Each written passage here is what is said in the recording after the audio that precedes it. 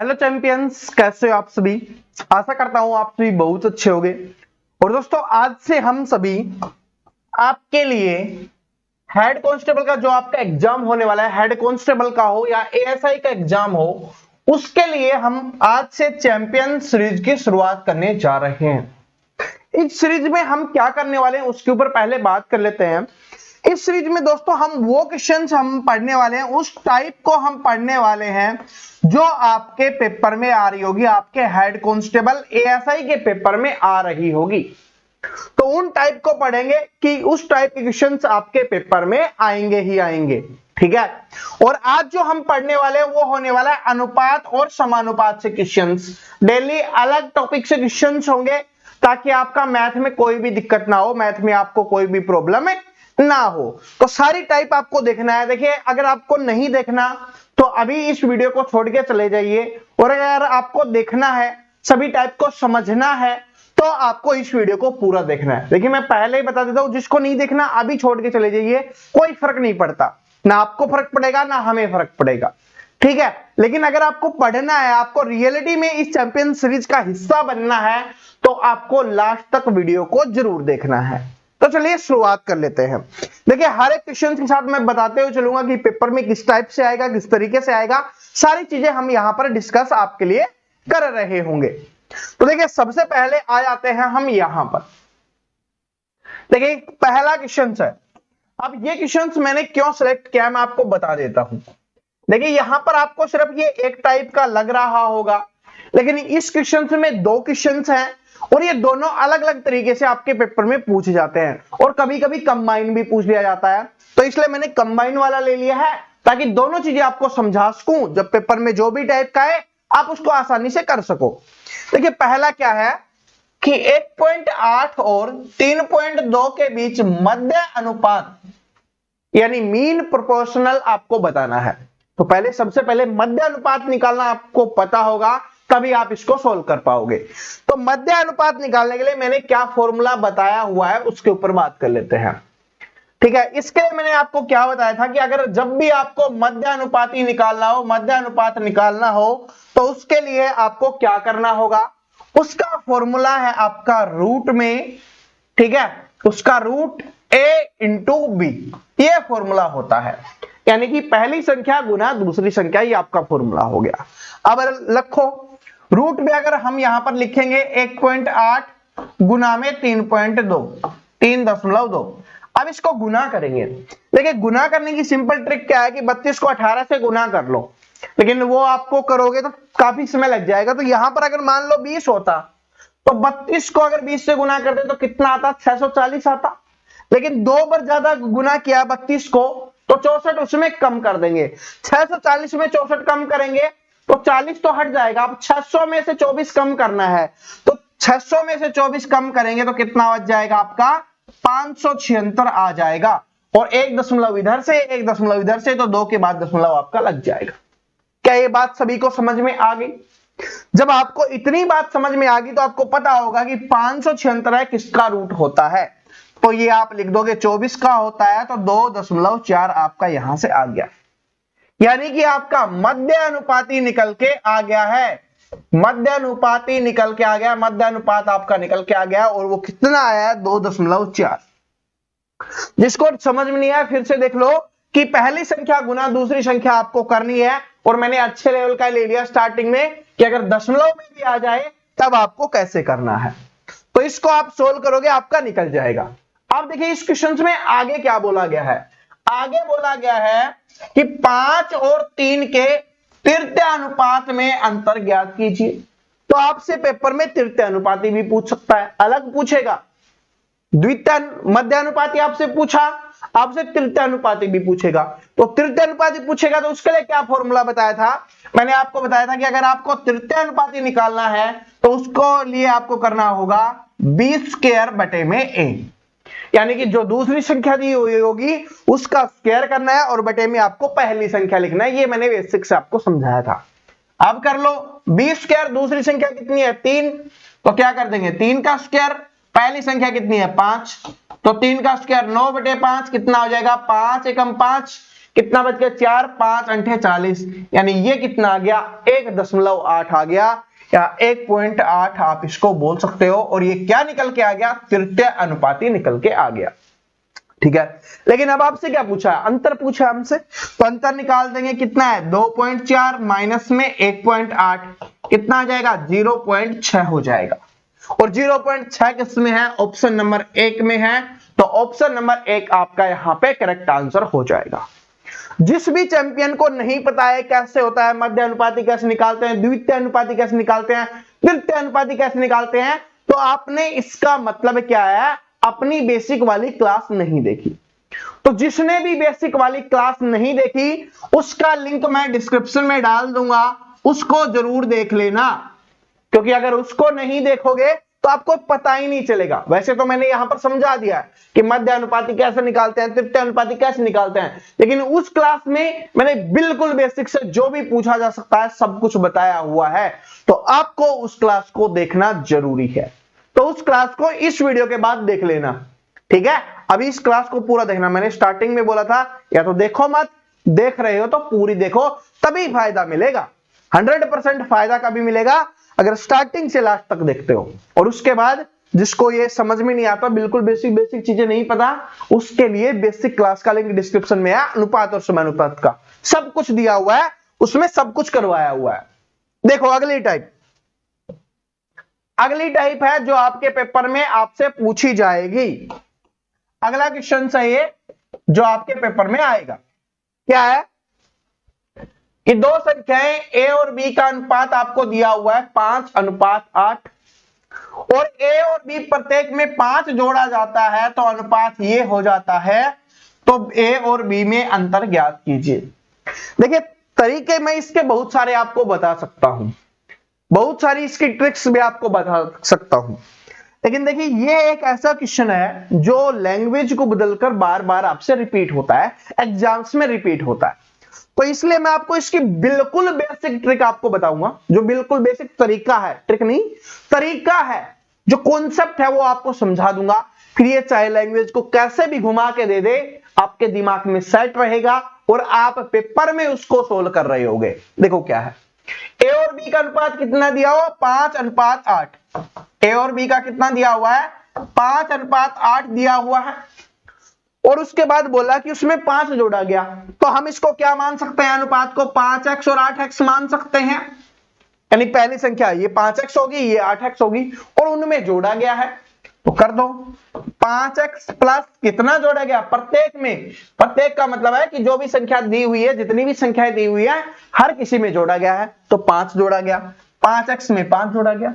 दूसरा कितना है अपना 8x, और उसमें कितना जोड़ा गया, उसमें भी 5 जोड़ा गया है, उससे अनुपात क्या हो जाता है 2:3 अनुपात हो जाता है।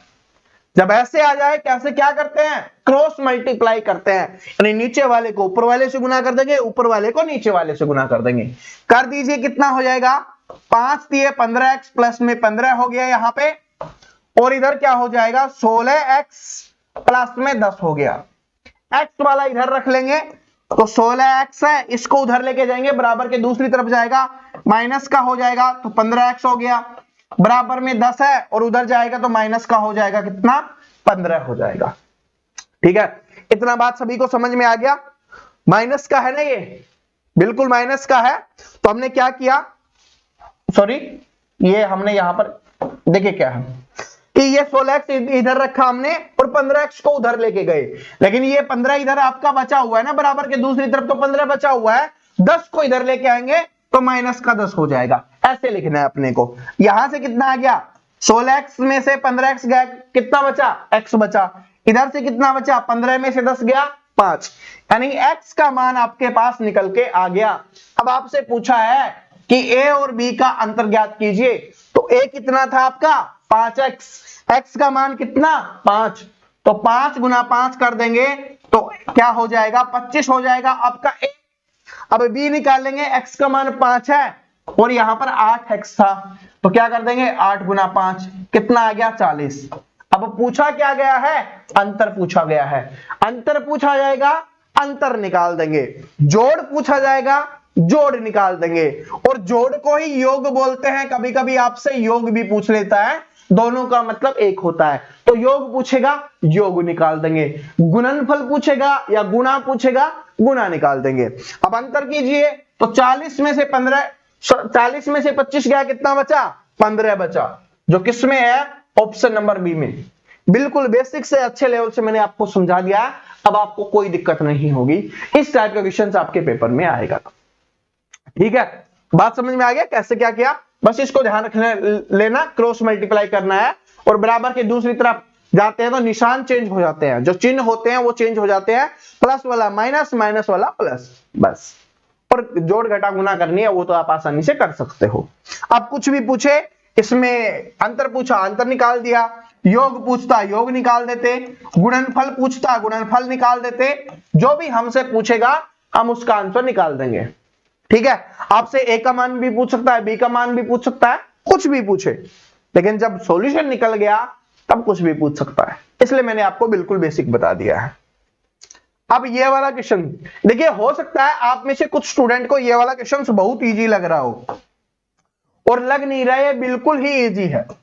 ये क्वेश्चन क्या है? बिल्कुल ही इजी है, बिल्कुल ही आसान है, लेकिन आपके हेड कांस्टेबल के पेपर में इस टाइप के क्वेश्चन पूछे जाते हैं, इसलिए मैं आपको करवा रहा हूं। जिनको नहीं आता वो समझ जाएंगे, जिनको आता है उनका रिवीजन हो जाएगा। क्या बोला है कि 4a बराबर 5b बराबर 8c है, तो a अनुपात b अनुपात c का मान निकालना है, यानी a b c का अनुपात आपको निकालना है। क्या होगा? चलो बिल्कुल आसानी से निकालते हैं। a और b का यहां पर लिखेंगे तो सिंपल तरीके से बताता हूं। देखिए, पहले a और b का लिख लो, a b और c का हम यहां पर लिख लेते हैं। ठीक है, अब निकलेंगे कैसे लिखते हैं, देखिए मैं आपको बताता हूं कि ऐसे लिखा हुआ 4a 5b, तो b वाला a का बन जाता है, a वाला b का बन जाता है, तो कितना हो गया? 5 और 4। b और c क्या लिखेंगे, क्योंकि दो के कंपैरिजन करेंगे, तो c वाला b का, b वाला c का, तो इधर से कितना आ गया? 8, और इधर क्या चला जाएगा? 5। बस अब क्रॉस मल्टीप्लाई कर दो, आपका आंसर निकल जाएगा। ठीक है, क्रॉस मल्टीप्लाई क्यों बोला है? क्योंकि मैंने बोला हुआ है कि इसको ऐसे, इसको ऐसे, इसको ऐसे ये निकालना सिखाया हुआ है। सर कहां सिखाया हुआ है? जिसका लिंक डिस्क्रिप्शन में दिया हुआ है, बेसिक क्लास में, उसमें सिखाया हुआ है। तो 8 पंजे 40, 8 चौके 32, 5 चौके 20। अब ये कट रहा है, किससे कट रहा है? 4 से कट रहा है ना, तो 4 से काटेंगे 10 पे, 4 से काटेंगे 8 पे, और 4 से काटेंगे 5 पे। 10 8 5 किस पे है? 10 8 5 ऑप्शन नंबर सी में है, तो ऑप्शन नंबर सी क्या हो गया आपका? यहां पे करेक्ट आंसर हो गया। देखिए बेसिक चीजें है ना, मैंने बेसिक क्लास में करवा देता हूं, मैंने बेसिक क्लास करवा रखी है, इसलिए जिसने अभी तक नहीं देखी जरूर देख लेना। बार बार इसलिए रिपीट करवा रहा हूं क्योंकि चैंपियन सीरीज का मतलब है कि आपकी कोई भी कमी ना रहे।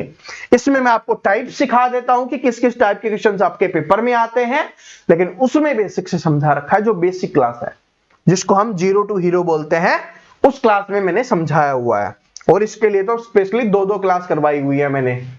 ठीक है, आगे देखिए क्या है कि एक इलेक्शन में 2 प्रत्याशी के लिए हुए मतदान का अनुपात इतना है।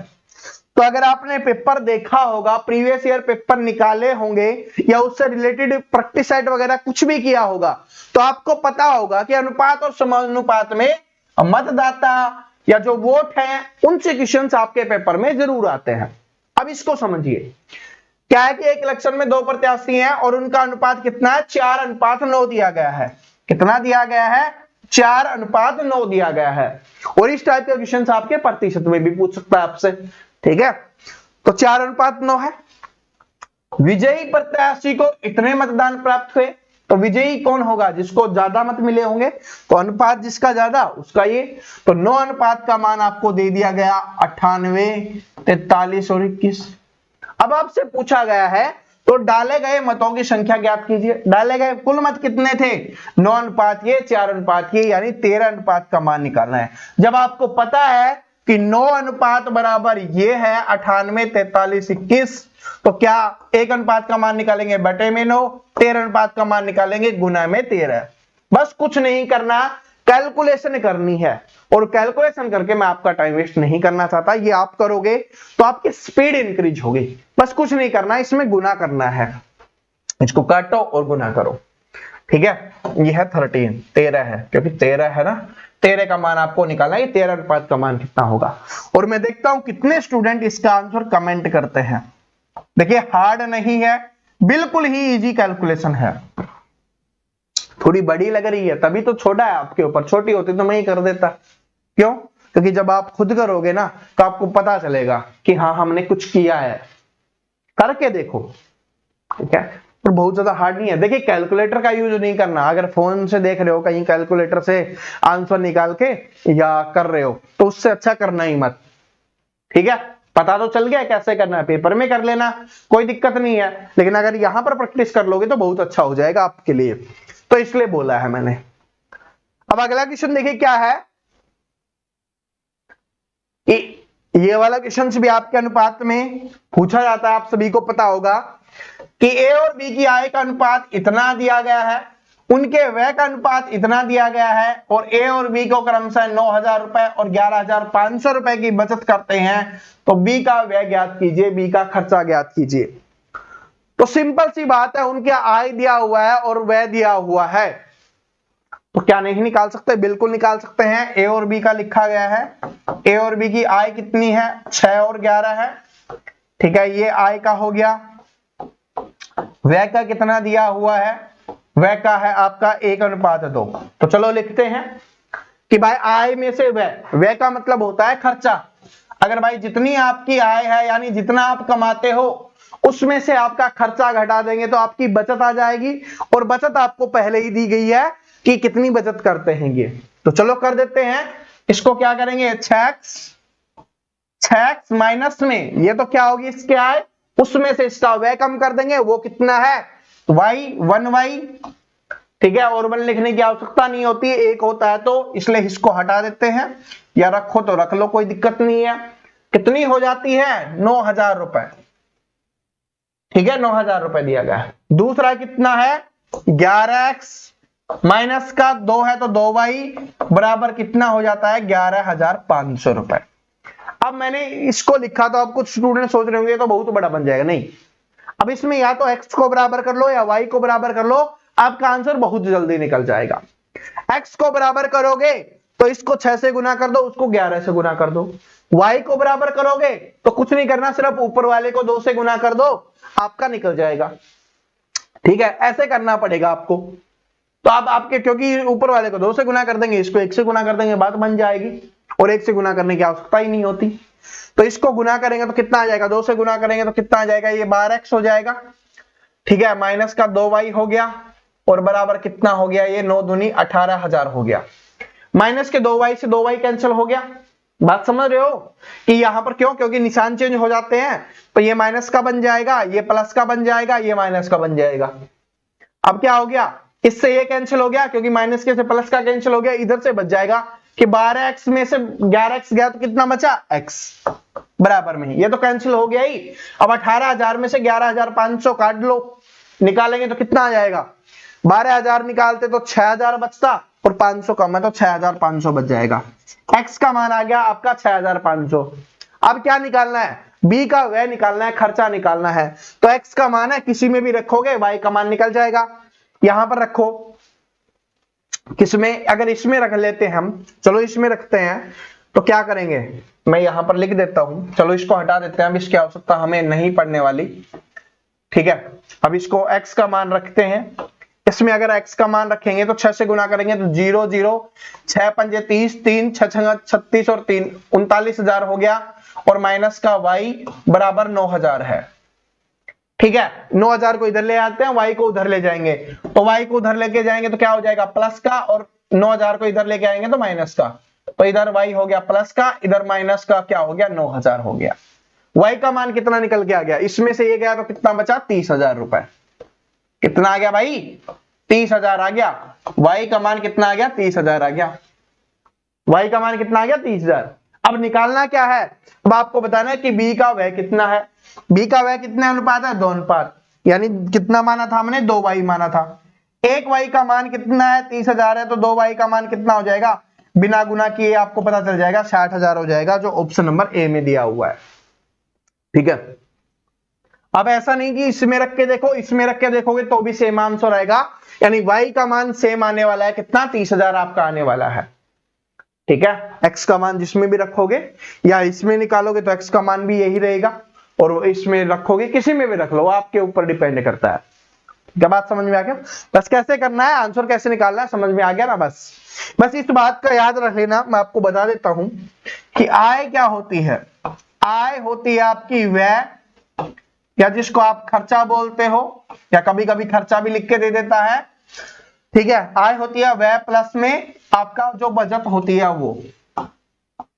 ठीक है, और अगर आय में से व्यय खर्च माइनस कर देंगे तो क्या बच जाती है? आपकी बचत, यानी जितना आपने कमाया था उसमें से अपना खर्चा घटा दिया तो क्या बच जाएगी? अपनी बचत बच जाएगी। तो इस तरीके से इसमें भी हुआ था। ठीक है, आगे चलिए। ये वाला क्वेश्चन देखिए, बिल्कुल इजी है, लेकिन आपके पेपर में इस टाइप के क्वेश्चंस जरूर पूछे जाएंगे। क्या है कि PQR दैनिक मजदूरी 5:7:8 है। जिनको इजी लग रहा है ना, देखना एग्जामिनर ने क्या ट्विस्ट किया है इस क्वेश्चंस में। इस टाइप के क्वेश्चंस इजी लगते हैं, लेकिन बस थोड़ा सा दिमाग यूज करता है। पूछता है कि आप दिमाग यूज कर रहे हो या रट रहे हो, वो सिर्फ इतना देखना चाहता है इस क्वेश्चंस के द्वारा। तो देखिए क्या है, अब आपको पता चलेगा कि आपने रटा है या समझा है। PQR दैनिक मजदूरी कितनी है? इस अनुपात में है। यदि Q प्रतिदिन इतने रुपए कमाता है और R और P की दैनिक वेतन क्या होगा, ये आपको बताना है। Q का बता दिया कितना? 560, और अनुपात में कितना है Q अपना? 7। तो 7 अनुपात का मान आपको 560 दे दिया गया है, यानी 1 अनुपात का मान कितना आ गया? 80 आ गया। P और R के बारे में पूछा है, 1 अनुपात बराबर 80 है, तो P बराबर क्या हो जाएगा? 5 अनुपात बराबर क्या हो जाएगा? 400 हो जाएगा। और ये किसका आ गया? आपका P का आ गया। उसके बाद किसका पूछा है? R का।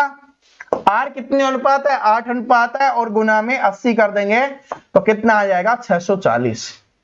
अब देखिए एग्जामिनर ने कहां पर गेम खेला है। आंसर 400 और 640 लग रहा है, तो स्टूडेंट इसको कर देंगे 400 और 640। सही बात है ना? P का और R का निकल गया, लेकिन ये आंसर गलत है। क्यों गलत है सर? अभी आपको बताता हूं। देखिए इसमें जो लिखा है उसको ध्यान से देखना। पहले आपको R का पूछा है, तो पहले आपको R का लिखना पड़ेगा। R का कितना है? 640, तो पहले 640 लिखना पड़ेगा। उसके बाद P का पूछा है, फिर P का लिखना पड़ेगा। तो यानी पहला 640 आएगा, फिर 400 आएगा। तो ऑप्शन नंबर C आंसर होगा। स्टूडेंट जल्दबाजी में आंसर कर देते हैं, गलतियां हो जाती हैं। एग्जामिनर ने कुछ नहीं पूछा इस क्वेश्चन में। इससे आसान क्वेश्चन आपने देखा भी नहीं होगा अनुपात समानुपात का, अगर आपने बेसिक क्लास लगाई होगी तो। ठीक है, तो अगर ये आपको आंसर भी निकल गया, बहुत सारे स्टूडेंट बोलते हैं सर जी मैंने एक क्वेश्चन सोल्व कर लिया था, लेकिन पता नहीं क्यों गलत आ रहा है। वो इस वजह से गलत आ जाता है कि पहले जिसका पूछा है आपको उसका ही लिखना पड़ेगा। अपने मन से ये मत सोचना कि इधर P पहले दिया हुआ है और R लास्ट में दिया हुआ है, तो पहले P का लिखेंगे R का नहीं, जो लास्ट लाइन में पूछा है वो आपको लिखना है। क्या? तो ये हो जाएगा। आपसे दैनिक वेतन दिया गया है, दैनिक वेतन देख के आपसे मासिक वेतन पूछ सकता है। मासिक वेतन की जगह आपको सालाना वेतन आपसे पूछ सकता है। तो कुछ भी पूछे, मासिक पूछेगा तो एक महीने में जो महीने की बात कर रहा होगा 30 से गुना कर देंगे, जो महीना उन्होंने दिया हुआ होगा। अगर महीने का नाम दिया होगा 30 आते हैं तो 30, 31 आते हैं 31, 28 आता है 28, 29 आता है 29, लेकिन ऐसा बाई चांस होता है। ईयरली पूछेगा तो सिर्फ क्या करना है? 12 से गुना कर देना है, जो महीने का आ गया, जो मासिक आ गया उसको। ठीक है, महीने और मासिक एक ही होते हैं। ठीक है, बात समझ में आ गई?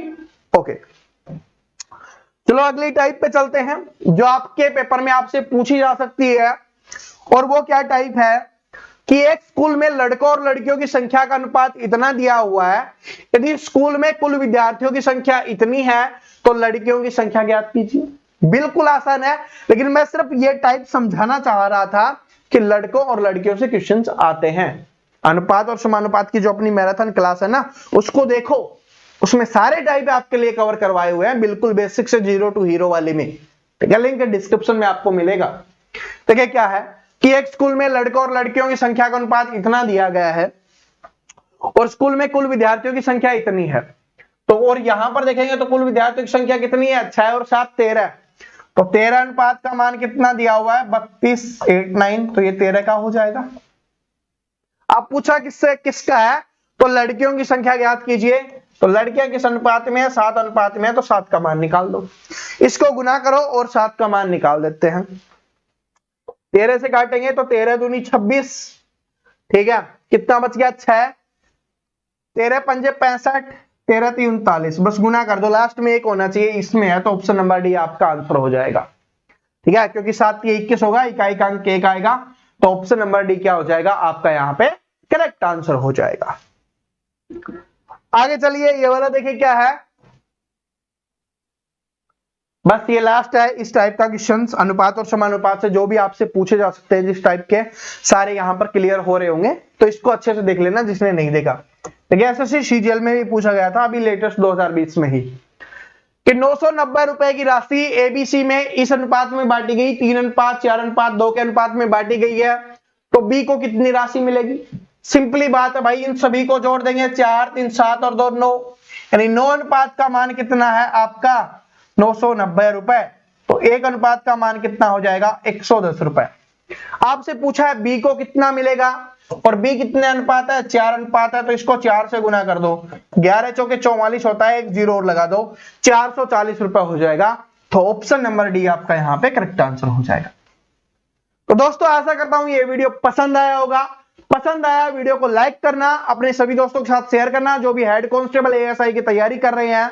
और अगर आप चैनल पे नए हो और कंटिन्यू इस सीरीज को देखना चाहते हो, तो जो नीचे लाल कलर का बटन दिख रहा है उस पर क्लिक करिए, साथ में बेल आइकन को जरूर प्रेस करिए। अगर आप बेल आइकन को प्रेस नहीं करोगे आपके पास नोटिफिकेशन नहीं आएगी अगली क्लास की। तो कल इसी समय दूसरी क्लास के साथ दूसरे टॉपिक के साथ मिलते हैं, तब तक हंसते रहो, मुस्कुराते रहो, पढ़ते रहो। Thank you so much, all the best.